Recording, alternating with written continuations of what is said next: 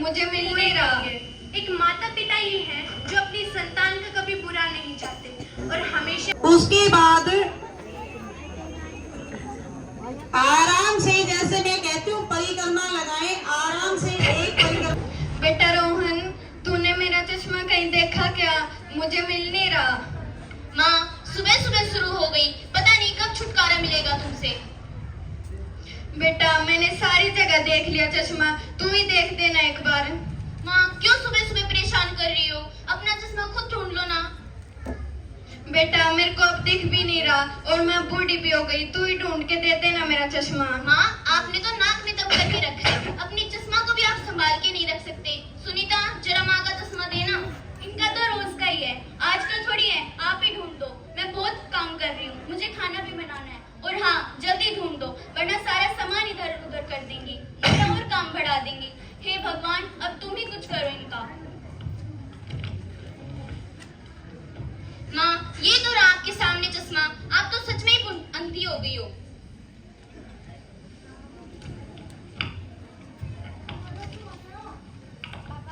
ये गणित का सवाल नहीं आ रहा, आप कर दो ना। बेटा तू खुद ही कर ले, तू खुद करेगा तो सही समझेगा। जा तू खुद कर। ठीक है पापा।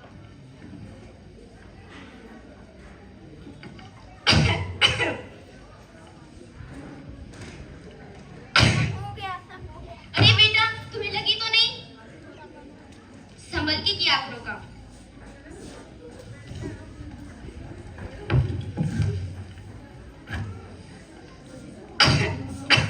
हाँ भाई, और कैसा है? सब ठीक? हाँ भाई, कट रही है जैसे तैसे जिंदगी।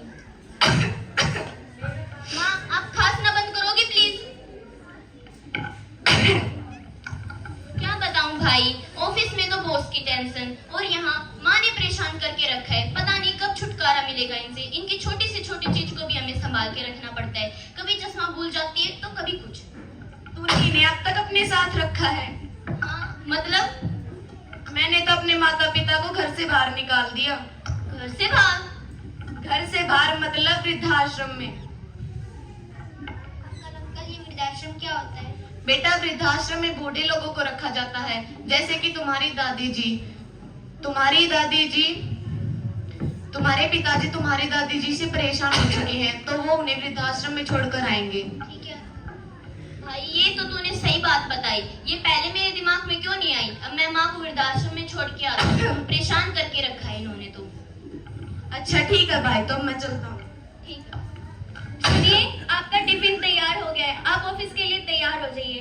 और बेटा, तुम्हारा भी स्कूल का टाइम हो गया है, तुम भी स्कूल के लिए तैयार हो जाओ। और हाँ, जाते जाते अपना टिफिन लेते जाना। सुनीता, पहले एक बार मेरी चश्मा ढूंढ के देना जरा। अरे वही रखा होगा, आप ही ढूंढ लीजिए। जाओ, तुम अपने पापा का चश्मा ढूंढ के लेके आओ। पापा, ये तो रहा आपके सामने चश्मा। आप सच में अंधे हो गए हो। आप जल्दी से बूढ़े हो जाओ, फिर मैं भी आपको वृद्धाश्रम छोड़ के आऊंगा। ये क्या बात तमीज हुई अपने से बड़ों से बात करने की? क्या तुम्हें तुम्हारे स्कूल में यही सब कुछ सिखाया जाता है? स्कूल से नहीं पापा, ये तो आपसे ही सीखा है। आप भी तो दादी को वृद्धाश्रम छोड़ने की बात कर रहे थे। मेरे गिरने पर आपको इतनी टेंशन हुई थी। ये आपका प्यार ही है ना पापा? दादी भी तो आपसे इतना ही प्यार करती होगी। बेटा भाविक, अपने माता पिता के साथ ऐसा व्यवहार नहीं करते, वो हमारे भगवान के समान होते हैं, हमें उनका हमेशा आदर करना चाहिए। दादी जी, आप भी तो मेरे पिताजी समान, फिर वो आपका आदर क्यों नहीं करते? माफ कर दो माँ मुझे। माँ, मुझसे गलती हो गई। अब मैं आपको वृद्धाश्रम में नहीं छोड़ के आऊंगा माँ, और अब आपको मैं अपने साथ आदर और सम्मान के साथ रखूंगा। कोई बात नहीं बेटा, ठीक है। आपके बच्चे जो देखते हैं और जो सुनते हैं वही सीखते हैं। एक बच्चे की प्रथम शिक्षा उसके घर से शुरू होती है और माता पिता उसे सिखाने वाले होते हैं। इसलिए माता पिता को अपने बच्चों में अच्छे संस्कार देने चाहिए। धन्यवाद। इस प्रांगण में उपस्थित सभी अभिभावक गण व मेरे छोटे बड़े बहन भाइयों, आप सभी को मातृ पितृ पूजन दिवस की हार्दिक शुभकामनाएं। मैं यहाँ आप सभी को इकट्ठा होने तथा इस उत्सव का हिस्सा बनने के लिए आप सभी का धन्यवाद करती हूँ। जैसा कि हम सभी जानते हैं, आज यहाँ पर मातृ पितृ पूजन दिवस मनाया जा रहा है और शायद ही किसी उत्सव या समारोह पर हमें अपने माता पिता का शुक्रिया अदा करने का अवसर प्राप्त होता है। इसलिए आज मैं अपने आप को बहुत खुशनसीब महसूस कर रही हूँ। माता पिता भगवान का दिया हुआ एक अनमोल उपहार है, जिसके जैसा दुनिया में कोई नहीं है। एक माता पिता ही है जो अपनी संतान का कभी बुरा नहीं चाहते और हमेशा उनकी प्रगति के लिए प्रार्थना करते हैं। माता पिता अपने बच्चे का कभी बुरा नहीं चाहते और घर बैठे भगवान को वृद्धा आश्रम में छोड़ आते हैं। मैं उन लोगों से बस इतना ही कहना चाहूंगी कि दुनिया में तुम कितनी ही तरक्की कर लो, पर जब तक तुम्हारे पास माता पिता नहीं है, तुमसे ज्यादा गरीब कोई नहीं होगा। क्योंकि लाख मजदूरी हो, अपने माता पिता का साथ कभी मत छोड़ना। लाख मजदूरी हो, अपने माता पिता का साथ कभी मत छोड़ना। अगर धरती पर स्वर्ग देखना चाहते हो तो अपने माता पिता का दिल कभी मत तोड़ना। तो अपने माता पिता का दिल कभी मत तोड़ना। धन्यवाद। बड़े भैया बहन कहलाते, छोटे भैया बहन उसी पे हाथ लगा लें।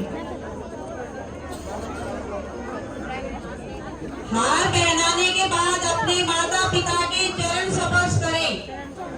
आराम से माता पिता के चरण स्पर्श करें। माता पिता उनको आशीर्वाद दें, सर पे हाथ रखे। याद याद छोटे बच्चों से करना चाहे तो वो भी करें, उनको आशीर्वाद दें। उसके बाद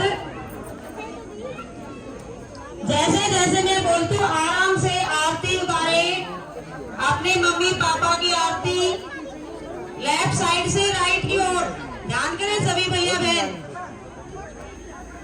लेफ्ट साइड से राइट की ओर आराम आराम से आरती करें। ये बेटा उल्टी कर रही है पलक बहन।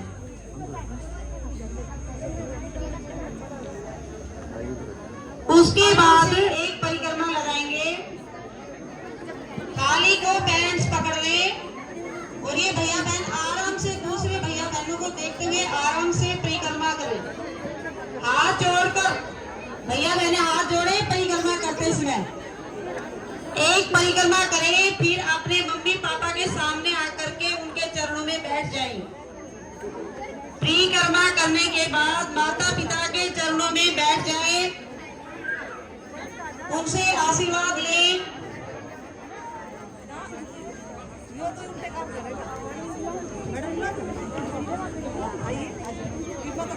एक बार सभी माता पिता इन छोटे छोटे बच्चों के लिए तालियां बजाएं और इन्हें आशीर्वाद दें।